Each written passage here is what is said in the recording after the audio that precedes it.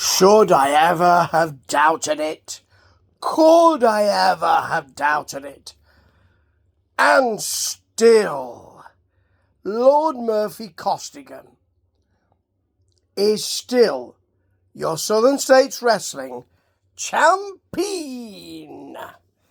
Yes, remember, last week, episode 101, we had Lord Murphy Costigan versus Chase Emery. And I know that Bo James was bigging up Chase Emery as he did a very good job of saying this is a real test for Murphy Costigan. And it was. It was. And he took Murphy Costigan to the limit and couldn't get the job done. I'm sorry, Chase. I know I'm a fan of the Royal Rogue and the sophisticated scoundrel, the bruiser from Glasgow. Or Glasgow, as we say in this country.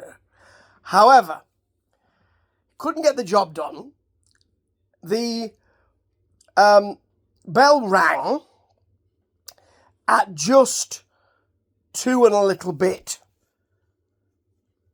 And he didn't get the 3.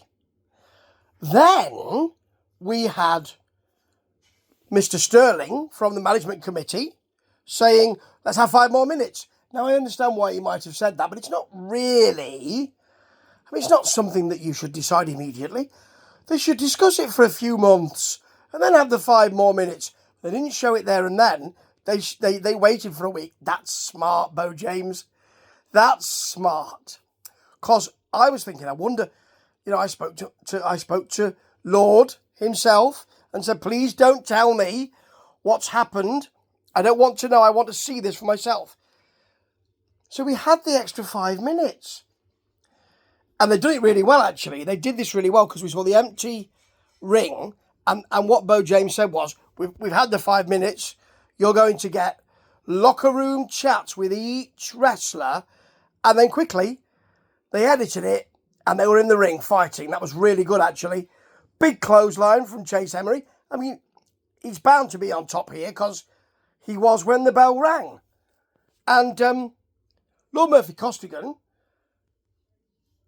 as he said this 2 weeks ago. You may be a great wrestler, but you haven't got it up here. He called it being a few hounds short of the hunt. I probably wouldn't have used that phrase, but it's about the wrestling acumen, isn't it, Chase? Isn't it, Chase? And what did Lord Murphy Costigan do? Now, Bo James wouldn't be very happy with this, but he used the rules. He utilised the rules. He bailed. And the referee would not let Chase Emery go out after Lord Murphy Costigan, who teased us. He seemed to be making steps to come into the ring again, about 8 out of 10, 7, 8. I thought, he's getting up. What's he doing? Stay down. You'll lose the match, but you'll keep the title. There are no stipulations. And that is exactly what he did. In fact, he didn't just stay down. He walked away to rub Chase Emery's nose in it. Do not blame Lord Murphy Costigan. He has wrestling acumen. He used the rules. Who prevented Chase Emery from winning that belt? The referee, who wouldn't let him go out after Lord Murphy Costigan, grab Lord Murphy Costigan and throw him back in, which he could have done as part of the rules. So there. I really like the way that Murphy Costigan, they're showing both fighters bursting into their own locker room. And Lord Murphy Costigan and Bo James is not very happy about this because he did this a while ago to Wade Atkins, apparently, saying you'll never get another chance at this belt. And then Chase Emery, bursting into his own locker room, really very, very out of breath, coughing a little. See, Lord Murphy Costigan took him right to his limit. So that's that. Stampede Cyclones coming along, 12-man battle royale, if you will. The winner, nearly coughed then, like Chase Emery, gets a chance, gets a shot at Lord Murphy Costigan. Lord Murphy. Yeah, at the 34th anniversary show. 34 blooming years. My word, that's good, isn't it? So, there you go. There you go. And we had 2 more matches after that. Z Collins versus Santiago. And, yeah, I thought it was okay. What Bo James was saying was right. They were some of the smaller men on the roster and some of the less experienced men on the roster. You know that Santiago has a tag team presence with the ex-champion, CJ Knight. And I thought it was okay. I thought that Z Collins was a little bit clunky at times, but you've got Santiago very happy with an arm drag to begin with. He did the kind of legs either side of the head and smacked Z's head, the Zexy Z Collins head into the mat. And Bo can't help but chuckle. I like that. He seems quite amused this week. There's an EDT. I like that from Z. An EDT from Z. Then he worked the leg. And then decided to go for the head, which Bo, quite rightly, he always gives advice when he's commentating. Accepted and admitted was a mistake. Stay on the leg. But he had done loads of damage to the leg. Now, I don't know whether this was just something that Santiago thought, I'll sell this, and sold it so much that I bought a load of it, or whether he actually had hurt his leg. He got up and his leg buckled. Seemed to buckle.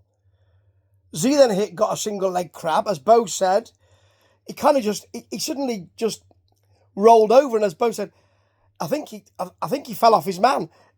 It was weird, really weird. Santiago cannot put any weight on that left leg, hops into a Z clothesline, keeps falling over, shakes the leg out, gets a kick, but then collapses with the other leg, hits a neck breaker, then hits a tornado DDT. Now, he did push off with the right leg, but I think he would have been in an enormous amount of pain if that leg really was hurt. And then he gets the pin from that, and here comes Trey Chaos.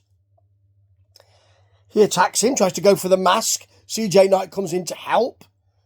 And, yeah, bit weird. I mean, what they said was that Miss Serenity and Trey Chaos were there, no Lawrence, because CJ Knight and Santiago are possible tag team opponents, but there was very little reason for that. And your main event, I suppose, although the main event was really Lord, it always is when Lord's on, is Clapper versus Lee. Now, Clapper, smaller than Travis Lee, and what Clapper tried to do was to take out the leg. Great, really good wrestling entertainment. He repeatedly went for that leg, shot blocked it, kicked the back of the leg. At one point, he punched the kneecap of Travis Lee. Big guy, you see, Travis Lee. And then he also decided he'd like to kick him in the face as well. Now, Travis Lee is supposed to be, well, there's no way that he will ever be in any trouble. Well, he was in a lot of trouble. He was put down. I think it was a basement drop kick as he was down on one knee as well. Eventually, though, his opponent jumped into his arms, really. It was a really bad thing to do. I didn't think, oh, they've set this up, haven't they? Here comes the ending. No, it looked like it was just over-exuberance. I'm going to try and give him a high cross body and get him off his feet again. No, I think you'll fall to an F4, and there you go. Or C4, whatever it's called. I don't know. I could look it up, but I can't be bothered. So, Southern States Wrestling was great this week. mainly because Lord is still the champion, but I liked the inexperienced match, and I like Bo James's commentary on that. Kind of world-weary, but really caring as well. And I really like the smaller man has to get a big man down, and consequently has tactics to do so. And it made Travis Lee, who they are saying, well, he's in the Cyclone match, so he's bound to win it. He wants the title. He probably will face Lord somewhere down the line, because he'll win that Cyclone Battle Royale, if you will. But he didn't look great this week, and that is really important. And so is Southern States Wrestling. If you're a wrestling fan, you have to watch. Blooming marvellous. Ta-ta.